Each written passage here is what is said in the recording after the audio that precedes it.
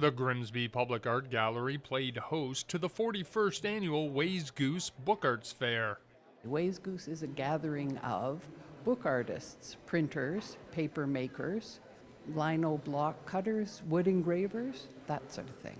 41 years ago, so when the gallery was maybe 4 years old, the director at the time, William Poole, who was a printer in his part-time, a hand printer in his spare time, so he decided that there should be a place where printers could gather and talk and compare notes, and that the public could come and see what they did.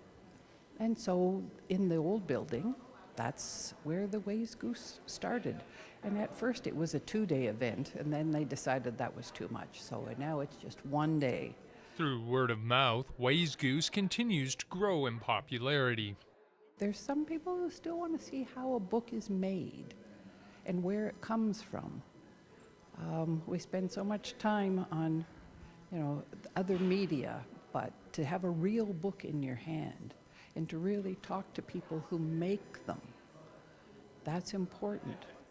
Larry Thompson, a letterpress printer, has been attending Wayzgoose for over 15 years. I got into letterpress printing because I wanted to print books by hand, but then I realized immediately that I wanted illustrated books. So I began to cut my own illustrations. Greyweathers Press, the press is named after our house in Merrickville, Ontario. I guess I consider myself an artist with a printing press.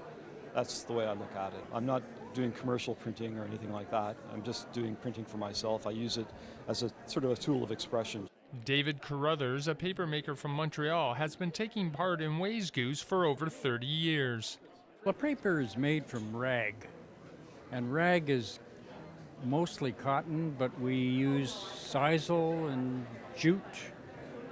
We have to test the rag, but then once it's tested, we go right into chopping it up into smaller pieces and putting it into something called a Hollander beater, which is a large machine developed in about 1690 by a couple of Dutchmen who were, as far as I could tell, just geniuses and were unheralded because we don't know their names. The Hollander beater, though, has pretty much survived unchanged since that time. I'm the only one using a Hollander in Canada. At one time, though, every mill in Canada had a beater, had a Hollander beater.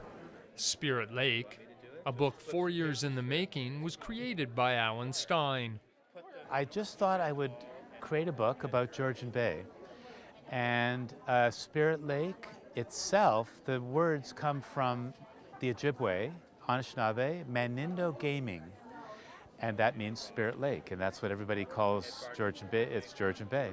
But in this book, I decided to approach a number of authors that I knew or was acquainted with, that I knew had cottages or grew up on Georgian Bay or had an intimate connection. And I approached them, asked them to write something.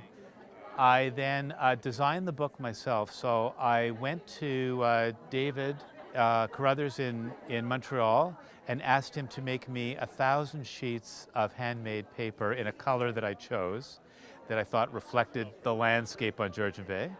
Once I had the paper, I also ordered the wood engraving blocks, which is how I illustrate the stories.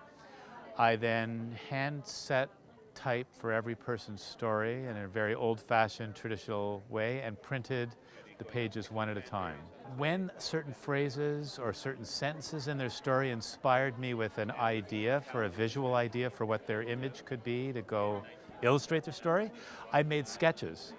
Finished printing the book, then I revisited those sketches at the end, made larger charcoal drawings in black and white, and then translated those into the wood engraving blocks. Most posters in production are done today are just with the head. You're just pumping it out for promotion purposes, and no one cares about the actual material of it. Whereas an artist, when you elevate something to an art level, I think it becomes more a matter of heart. And if you can work with your hands as well, that's just bonus.